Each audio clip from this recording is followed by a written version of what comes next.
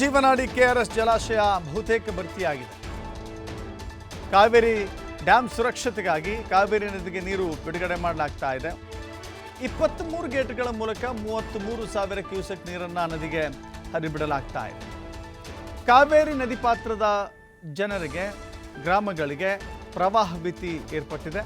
ಯಾಕೆಂದರೆ ಡ್ಯಾಮ್ನಿಂದ ಹೆಚ್ಚಿನ ಪ್ರಮಾಣದಲ್ಲಿ ನೀರು ಬಿಟ್ಟರೆ ಖಂಡಿತವಾಗೂ ಕೂಡ ಪ್ರವಾಹ ಕಟ್ಟಿಟ್ಟ ಬುತ್ತಿ. ಮುಂಜಾಗ್ರತಾ ಕ್ರಮವಾಗಿ ನದಿ ಪಾತ್ರದ ಪ್ರವಾಸಿ ತಾಣಗಳಿಗೆ ನಿರ್ಬಂಧ ಹೇರಲಾಗಿದೆ. ಬಲಮುರಿ, ಎಡಮುರಿ, ಸಂಗಮ, ಗೋಸಾಯಿ ಘಾಟ್ಗಳಿಗೆ ನಿರ್ಬಂಧ ಹೇರಲಾಗಿದೆ. ಕನ್ನಡಿಗರ ಜೀವನಾಡಿ, ಕನ್ನಡಿಗರ ಅತ್ಯಂತ ಅಸ್ಮಿತೆಯ ನದಿ ಇದು, ಜಲಾಶಯ ಇದು. ಸೊ ಹೀಗಾಗಿ ಈ ಜಲಾಶಯ ಭರ್ತಿಯಾಗಿದೆ.